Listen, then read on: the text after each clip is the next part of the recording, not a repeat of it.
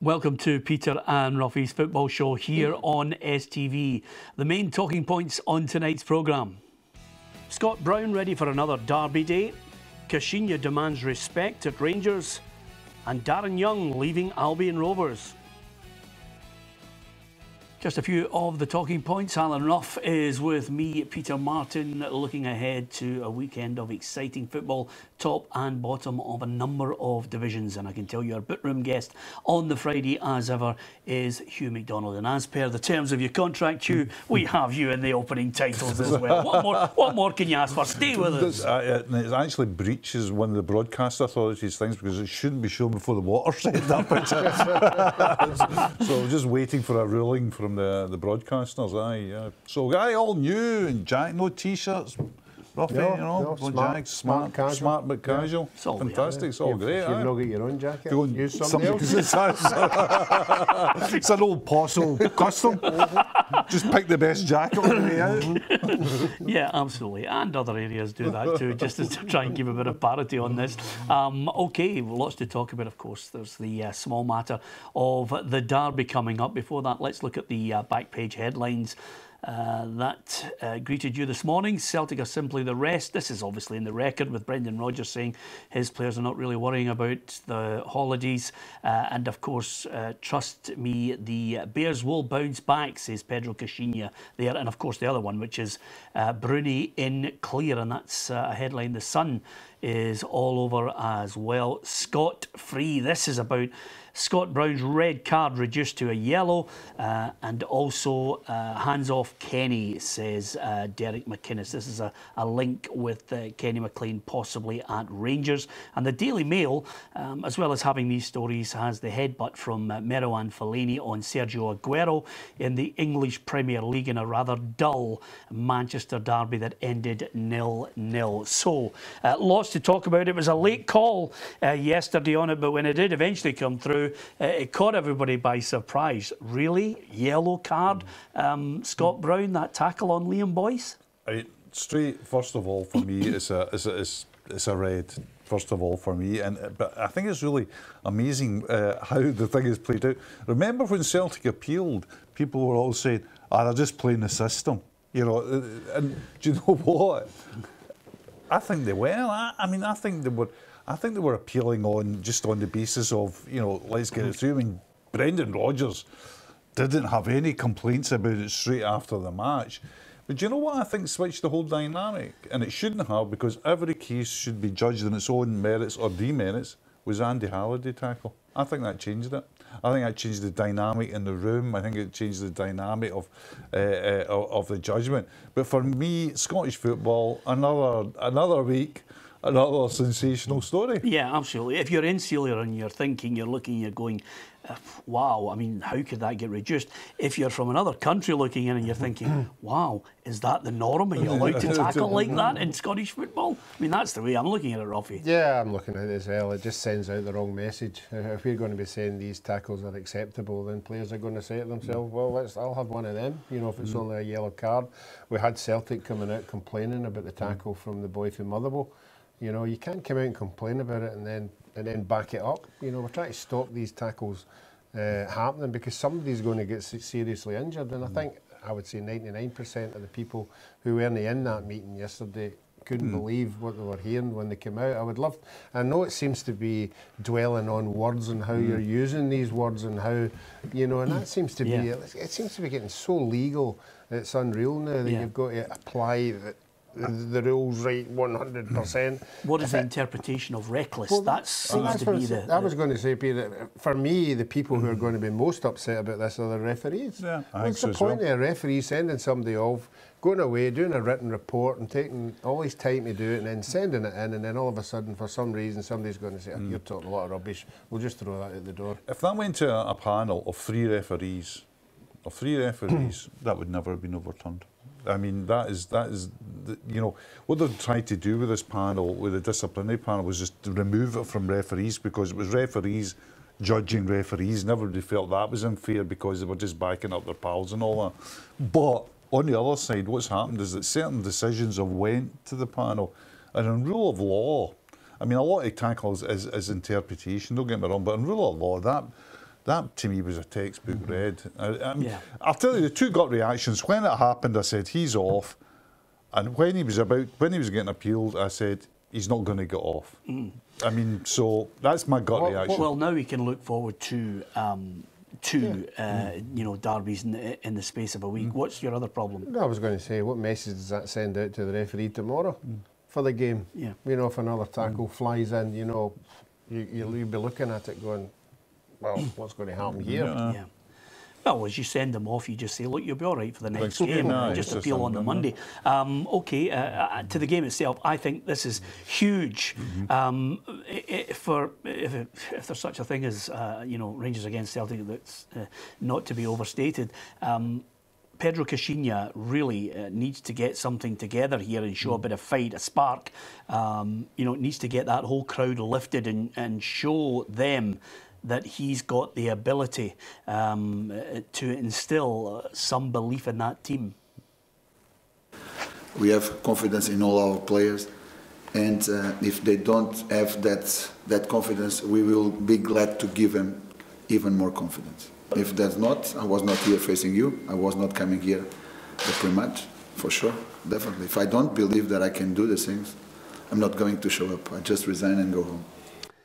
Rangers 7-2 to win at home. Celtic 4-6. Hugh. Yeah, it's a sign of the times. Sign of the times. I think it's a big day. I mean, the Celtic, what's left for Celtic now in this, apart from the fact it's a derby match, and you know Celtic will always want to beat Rangers. That's the state of fact. Is really the invincible thing. That's now taken on arms and legs, and I think it's a great motivation force in the Celtic dressing room. Well, I think it's a huge game for Caixinha because the manager, you know, if players don't show up, there's an element where you can blame the manager for not preparing them properly, but really good players should show up anyway, I think.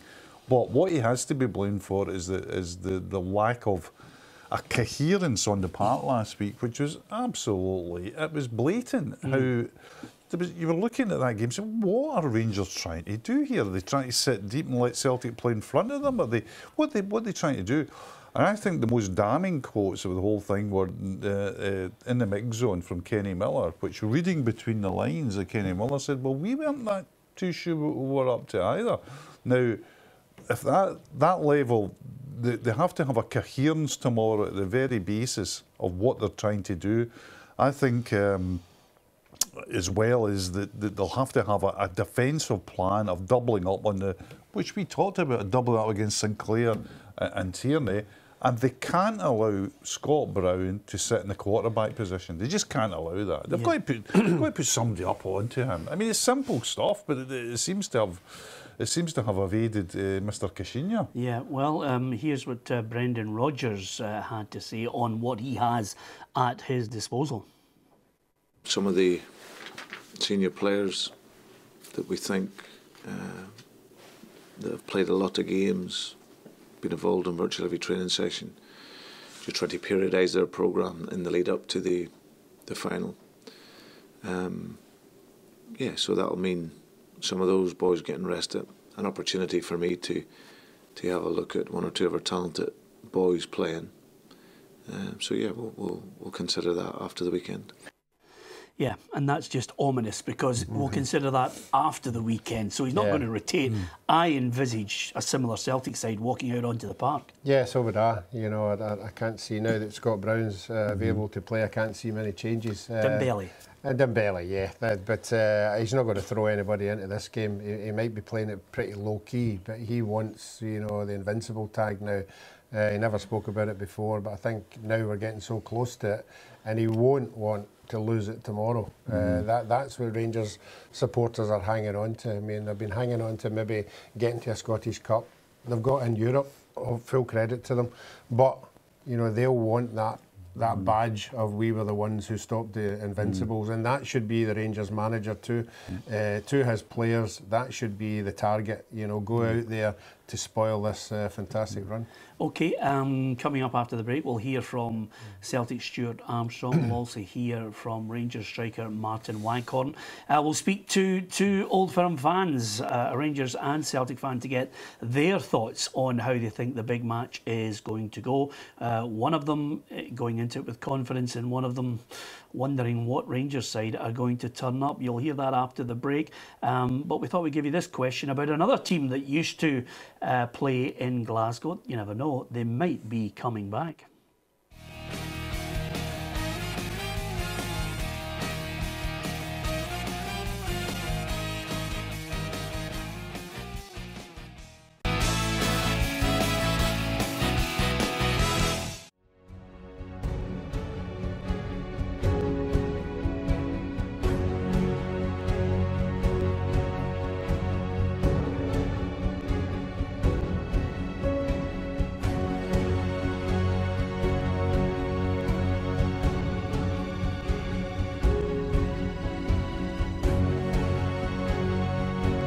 Confident. Normal after one defeat, I need one day to recharge my batteries. But after that, I'm standing again to face whatever I need to face.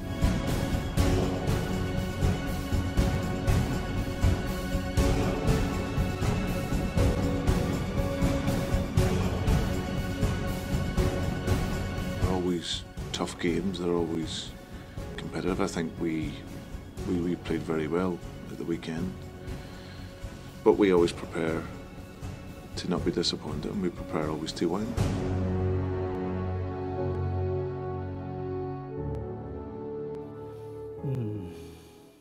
There you have it, that's what's at stake.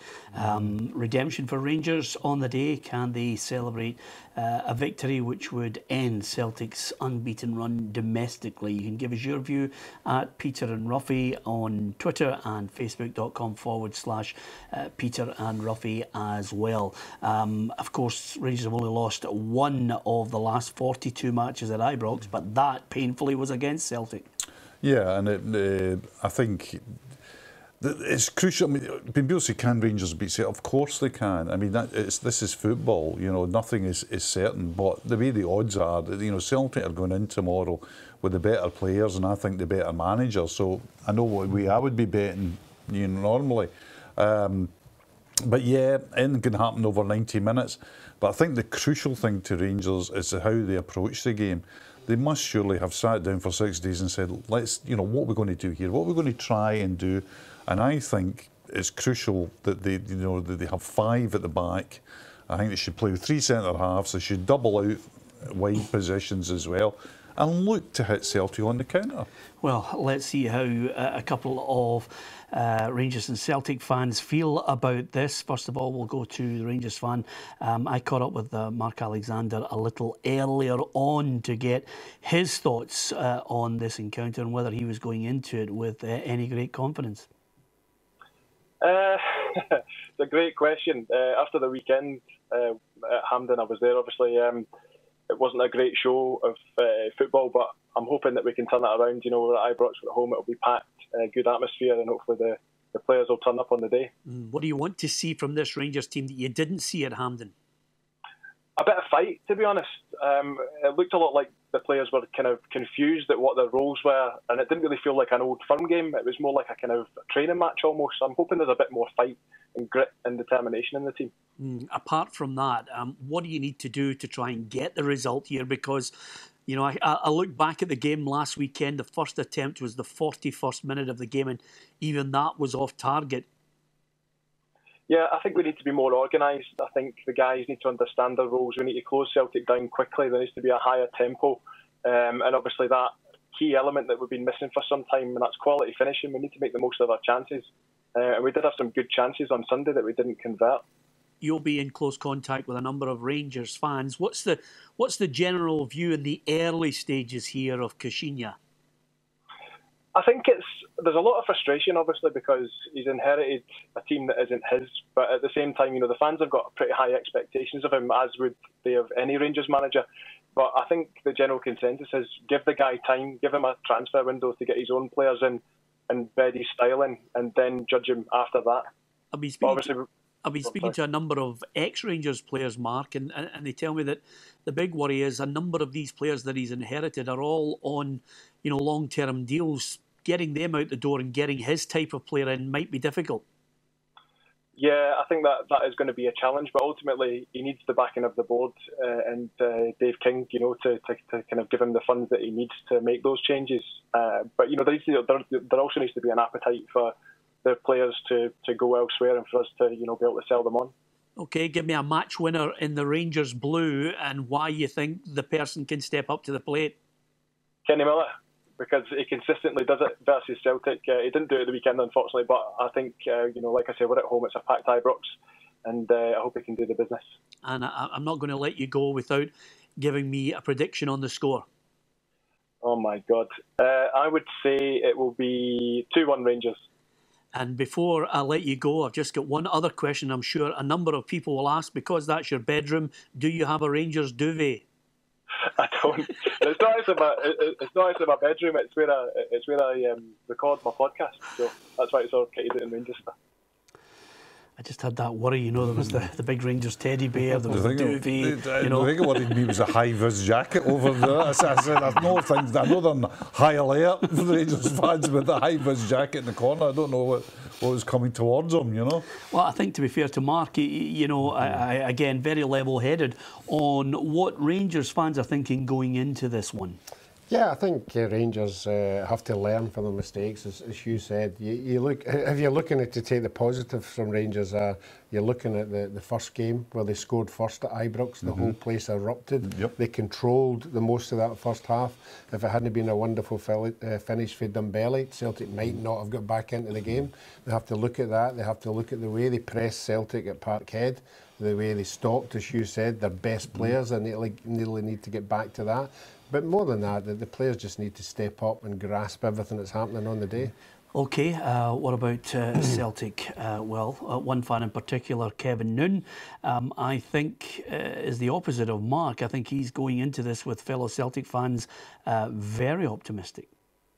Well, if you think about the last Old Firm game before the Sunday there, Brendan had the boys training with 10 men. I mean, I reckon Brendan can have the boys training with 8 men for this game. In fact, to save wear and tear in boots, I would suggest the Celtic players could even, be wearing their slippers and still win. Is that a measure of the way Brendan has galvanised the players and the strength of his side, or is that a measure of how far Rangers have fallen as a side? It's interesting that, if you think about what Pedro's response to the game on Sunday is he's looking at, actually reducing the holiday time for Rangers players, because one of the things that the real difference was fitness levels. Rangers players' fitness levels are obviously something that Pedro has looked at and says, we can't match Celtic there. He went for a defensive game and then in the hope of a break. And that just didn't work, because the energy levels of Celtic under Brendan have just, they've went through the roof. You can see that with Scott Brown, the amount of energy he had in the park. And I've got to pick up on this, Kevin. Scott Brown is available for selection. Were you amazed that the red card was reduced to a yellow? I was surprised. I must admit, I didn't think that it would be reduced. Pleasantly surprised. Obviously, having Scott Brown in the team is a big lift. We're going to be without Dembele, which obviously is going to be disappointing. It's always good as a fan to see a kind of young player who's exciting, who gets fans on their feet. But we've got an able replacement in Lee Griffiths. And as far as the game itself is concerned, how do you see it going? I've got to get a prediction off you for this one. It is, of course, at Ibrox. The majority of the supporters will be Rangers fans. Will that make any difference? I think it will make a difference. I think Connexio will be looking now at how other teams have fared better against Celtic, and certainly one of the teams that have done better are ones that press Celtic really high up the field.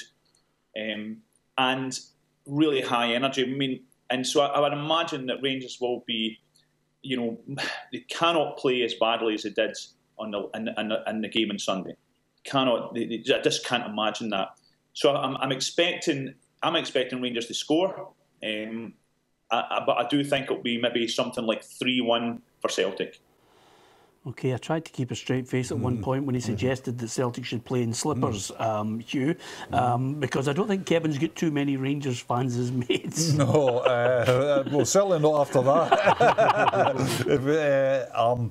No, I think last week they just got it all wrong. There was confusion reigned. Give us your prediction then. What do you think? I think Celtic will win. I think it'll be obviously much closer than it was last week in terms of the game. I think Celtic will win 2-1. I think Rangers will be much better. Home advantage, the crowd behind them, I think it'll be 1 each. Okay, you can give us your thoughts on that at Peter and Ruffy on Twitter and Facebook.com/Peter and Ruffy.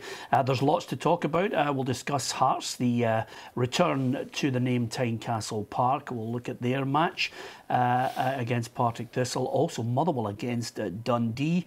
We'll be delving into the Championship as well. St Mirren against Raith at the bottom end of the Championship is not for the faint-hearted. It's all coming up.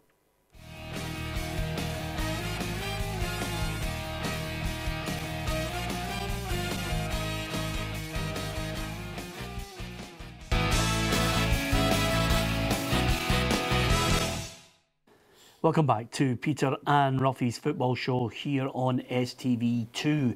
It all kicked off for us in STV2 on Monday. Delighted that we have new football fans joining us. Aberdeen, Dundee and Ayr, and also of course Edinburgh and Glasgow have been with us all the way through an exciting season. And of course the new fixtures will come out on the 23rd of June, Hugh, and that gets everybody excited once again. Well, there's no close season now, as Pedro Caixinha has told his Rangers players, basically. Everyone's going to turn around. You get the first kick of the ball is while the Open Golf Championship is on, so it's so shortened the season with, European play, obviously early League Cup, so no rest for the wicked, Peter, for us. Yeah, I think one of the key games in the Premiership, apart from obviously everybody who thinks Rangers against Celtic is the key game, I think it's got to be Fir Park, Ruffy, Motherwell, Dundee. Yeah, it's a biggie. It's one, as I said earlier, if you're a player, you don't really want to be involved in these games, particularly if you're a young player. Young players will go in for it with a lot of nervousness, and if you come out the right end of it, it's great. If you don't, you have to recover from that. But I think home advantage in this one might just sway it. But I think all the games that they've all got to play, I don't think you could really confidently predict who's going to win them, because I think the teams that are all down there are all like for like. Yeah, of course, here are the fixtures for the Premiership. The match already underway between Ross County and Inverness. But as you can see, Rangers, Celtic, Aberdeen, St Johnstone, Hamilton, Kilmarnock, Hearts against Partick Thistle and Motherwell, Dundee. And at the bottom end of the table, there's only 2 points between them. And of course, Stephen Robinson gave us his thoughts on the opposition at Fir Park tomorrow. I think we look forward to the game on Saturday, because it gives us a chance to leave Dundee a big gap between us and Dundee, and then other results will take care of themselves. But it's an opportunity for us, and there's confidence around the camp. We've had a good week, a lot of things done and work done, so we're confident going into the game. I don't think we worry too much about Dundee. We worry about us and what we do and how we approach the game. The manager that's come in can't sign new players. So, all we have to do is make sure we match their desire and aggression, which they will do. That's usually what a new manager gives a lift to the team for some unknown reason. Players put an extra couple of % into their performances. So we'll match that. We'll make sure that we play at the same intensity that we have done in the games I've been in here, and we'll counter that. Okay, he's obviously talking about a new manager with a short-term deal that could be extended. Neil McCann knows what he has to do with Dundee, starting with the game at Fir Park. We understand it's going to be a tough game, because I think you always breed confidence into a side, and that's helped along the way by good results. So on the back of their result against Inverness, they'll be coming out strong and confident. It's just up to us to implement our game plan And this game is the most important focus because it's my first game, but it's their first game in what is going to be 5 huge matches for the club. Okay, apart from getting them organised, he will have tried to get inside the mind of individuals. Yeah, and the good thing about it is they've been on this long run of losses. Incidentally, before the losses, accrued, they beat Motherwell. The last one was beating Motherwell 5-1. So I mean, you'll reflect on that. But the thing about a new atmosphere, a new jump start, is that it does change the dynamic, and he can come in and say, right, this is day one. And you've got, as he referred to there, he's got 5 cup finals. I think tomorrow is just a huge game. There's no words where you can overstate the importance of this, because, as I say, I think Inverness are down, so it's the playoff position that's up for grabs, and for Dundee in particular, this is a day where redemption has to start tomorrow. Yeah, I think tomorrow at Pittodrie it could go a long way to cementing Aberdeen in second place, depending on what happens at Ibrox between Rangers and Celtic. Derek McInnes will obviously be keeping a close eye on that, and some of his players will be playing for cup final places, but an old head on young shoulders, one game at a time. So I do think having the focus of these last 5 games against good opponents is good preparation for that. But I'm not going into this game thinking about a cup final. I'm going into this game thinking about trying to overcome a tough St Johnstone team and get all 3 points to help us in the league form. We've spoke often enough about our objectives for the season, and how the season ends is normally how it's defined. So we want to obviously do well in the league and hopefully the league form helps us get into the cup game. Yep, Aberdeen in such good form. They've won 17 of the last 20 matches, so they'll feel confident at home. But it is, of course, St Johnstone, and they are determined to make sure that nobody pips them for 4th place. We got clarification, obviously, that 4th place will get into Europe, and that gives, because you can't rule Partick out of it as well, that gives the 3 clubs something really to play for, and a real focus between now and the end of the season. One of the best managers in the division for me. Who wins that one? Well, it's an interesting one, because obviously form would say out the park, definitely Aberdeen. But given Tommy Rice's got a really good record against Derek McInnes' teams, and if I can do a roughie here, I'll say it's a 1-each draw. Yeah, I think the motivation for obviously winning last week for Aberdeen, and I do think the players will desperately want to finish second. I think that again will be a great motivation for the home crowd. I'm going to go for an Aberdeen win. Okay, Hearts against Partick Thistle. Partick Thistle, of course, still mathematically could catch the team above them. That is, of course, Hearts. This is a really interesting one. One of the bits of news that came out today, Ruffy, was that they're going to call Tynecastle Park again. Does it really matter? Will it be something special to the fans? Yeah, I think any long serving fan would appreciate, what they're trying to do at the club. They're trying to keep everybody together, and doing things like that. I think the fans appreciate, that they are in the same wavelength as the fans. And yeah, I'm sure they'll take that on board. Yep. Okay, as far as the match is concerned, well, Ian Cathro, 5 games. I'm sure he'd like to finish off with a flourish in all 5 matches, but it's, again, this one that's the most important to him. I don't consider that this is a running of 5 games. I consider that there is just the next game, and that's the only thing that's important to us. So that's the only thing that we're thinking about. And in that case, we want to win the game. I'm not somebody who's obsessed with either your phrase of must win, because you can lose and you can win the next 4. But our focus is entirely on this game, and we want to win the game. Okay, let me tell you this, if Partick Thistle win it, Ruffy, he'll now have to go to the manager's manual to look up pressure.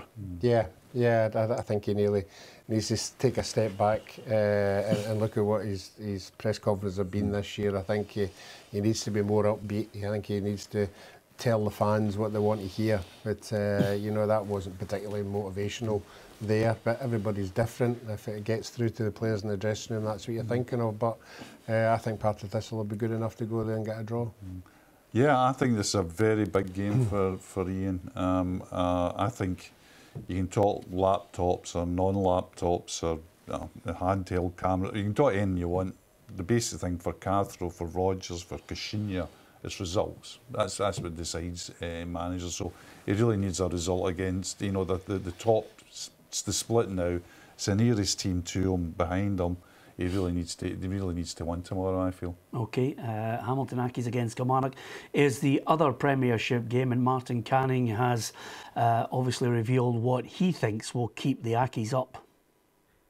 It's going to take a lot of hard work, a lot of discipline, and a lot of belief that you know you're the team that can go and get your job done. And ultimately, it comes down to a bunch of guys in the pitch that are prepared to put in what it's going to take to get the win. You'd written them off. Have you changed your mind? No, they're still fighting away there. I think they'll be in. I think they'll be in one of the two bottom positions, depending on tonight. The result, you know, might make it a wee bit easier to decide. But again, although I'm saying they're in the bottom two, you have to give them credit for where they are. You know, the resources they have. Obviously, they don't have a big crowd. And, the motivation of getting into big games. You know, like Hearts have got 16,000. You know, that. All credit to the players for being where they are, but I still think that they've dodged the bullet so often. I think they'll be at least in the playoffs. Okay, who wins that match? I think it'll be a draw. So do I. I think it'll be a draw as well. Yeah. Well, if you guys get 4 or 5 of them, I might never see you again. Okay, join us after the break. Hugh MacDonald and Ruffy will look towards the Championship. There are some nail-biters there. If you're a St Mirren fan right now, you'll be thinking, can the Great Escape continue, or is it all about a playoff position? St Mirren Wraith Rovers, we'll discuss that after the break, among other games.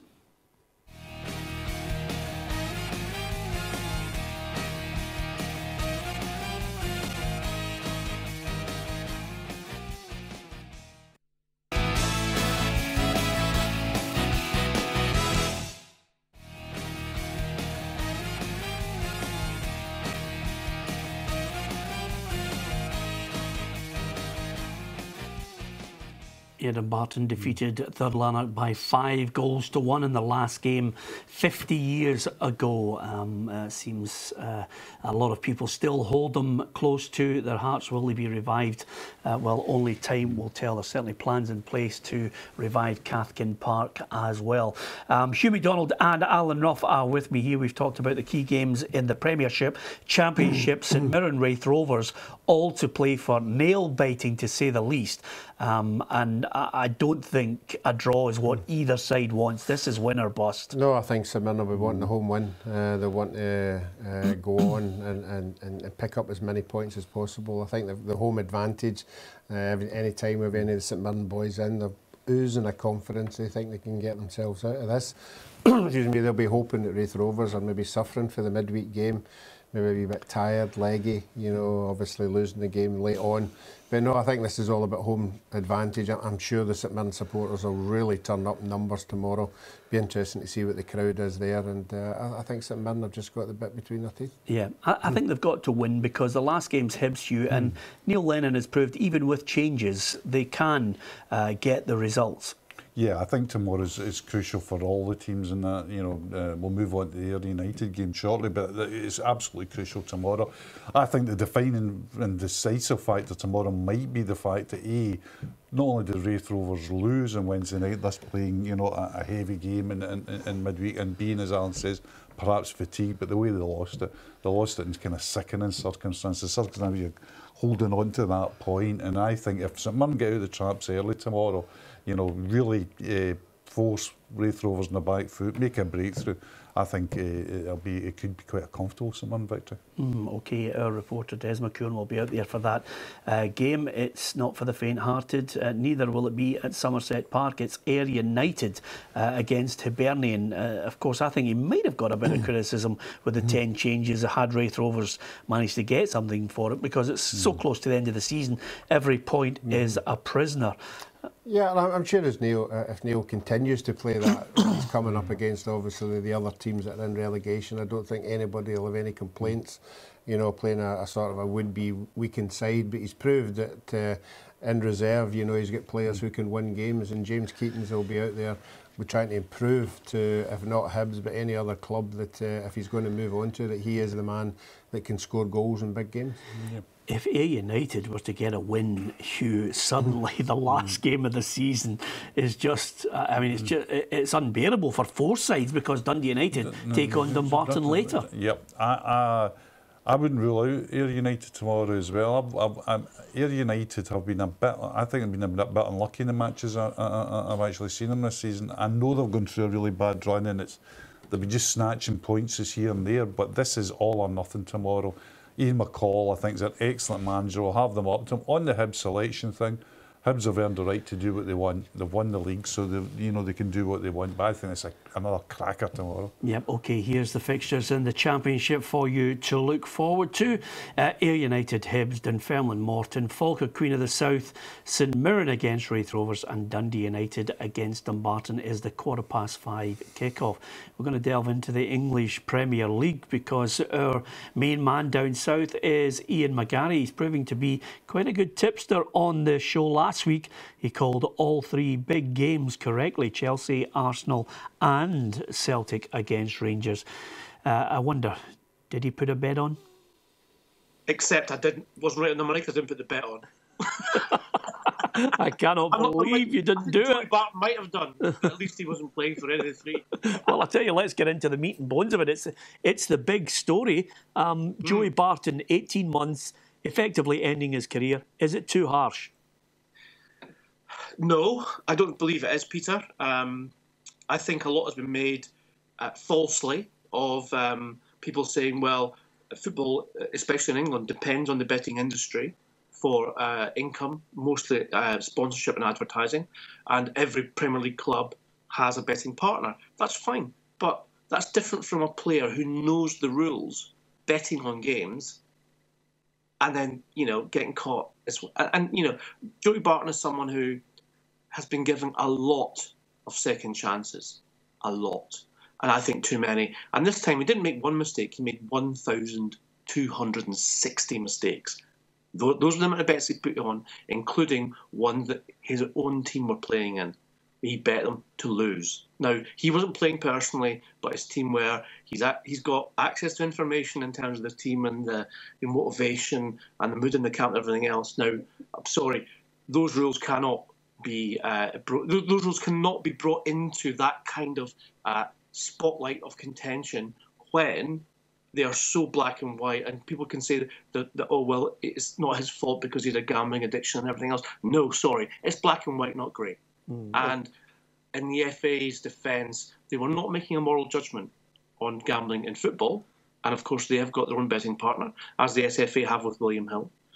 They were making a simple enforcement of their own rules about the fact that Barton obviously had broken those rules. So I've got no sympathy for him. I think anyone who does it should expect to feel the force of that same enforcement of the rules of football. And I think education with regards to younger players is important. But as I said, as far as Barton's concerned, I think he must serve the punishment. Cracking match on Sunday. Top of the table, Chelsea are out in front. Tottenham are still hunting them down, and it's Tottenham against Arsenal. Arsene Wenger says there's not a power shift between the Gunners and the Spurs. What do you think? He's entitled to say that, Peter, because Spurs have yet to win the Premier League in the Premier League era. They've only won 2 titles, in fact, 2 top titles in their history. And obviously under Wenger, Arsenal have won 3 Premier League titles alone, plus 6 FA Cups. So, but of course, there is a little bit of kind of, smoke and mirrors there. I don't think anyone's under the impression that Spurs currently are not a stronger, better organised, more entertaining and certainly a more competitive team than Arsenal are. I think Sunday's game will prove that point in the sense that Spurs will win and they will win well, which will mean that Arsenal have got a real fight on their hands to remain in the top four. Again, the first time Wenger will ever finish outside the top four. So Wenger is entitled to his opinion, but I think his opinion is if he's wearing the old red tinted spectacles, if you like, because no one in England certainly is talking about Arsenal in the same way as they're talking about Spurs. Two completely different teams. I've got to ask you, after last week's superb run of tipping who's going to win, Ibrox, Rangers-Celtic, it's round 2, the last time they'll meet this season. Give us your prediction on the scoreline. I don't think Rangers could perform any worse than they did last week, Peter, at Hampden. And I don't see Celtic letting up. I think Celtic will win by 2 goals. Well, there you are. I always like to listen to Ian. He's got his finger on the pulse and what's happening down south. I think the other key issue here was Arsene Wenger talking about is there a power shift down there? I think there is. I think Tottenham, an outside hope of trying to win the league this year. I think it might have gone for them. I think it might have gone. I think they probably would have really liked Southampton to have done something the other day there. I think Chelsea got off the hook against Man City as well, dropping a couple of points there when they probably should have. Might have tilted it. It just seems a bit too much for Tottenham to do now. But again, they've stated the credentials. I think it's very important, of course, for Tottenham to keep certain players next year. Dele Alli would be, and Harry Kane would be the first two of that. Eriksen as well would have to keep. But I think my view is that Arsenal are in kind of disarray. That sounds daft, but there don't seem to be any direction there. There's not players that you would hang your hat on there. I think Ozil and Sanchez are deeply unhappy. So yeah, I think, short answer, I think the balance has switched to Spurs. And at the bottom end, I think one of the Scottish managers that we want to see do well at Sunderland, it's, they're closing in on him now. There's fans calling for him to go. It's a match against Bournemouth. If they didn't win that at home. No, but I think I saw an article that Davey was saying that they have came to an agreement with the owners of the club, even though we've heard it before, even though they go down, they're going to stick by him. And it might be the same case as Newcastle. They go down a division, they get regrouped, probably new investment, new players, and then Davy's got a sort of a level field to play with. Okay. Join us if you can. We'll keep you up to date with everything in the Premier League in England tomorrow, but our focus of attention is undoubtedly on all 4 divisions in Scotland. We'll have immediate reaction when we're on air on STV2 at 2 o'clock to the Old Firm game at Ibrox, Rangers against Celtic, the fallout from that. We'll hear from Brendan Rodgers and Pedro Caixinha after the game, and we'll also look to some of the nail-biting games in the Premiership, Championship, League One and League Two as well. Join us if you can, STV2 for Peter and Ruffy's Saturday Football Show. From Hugh, Ruffy and myself, good night.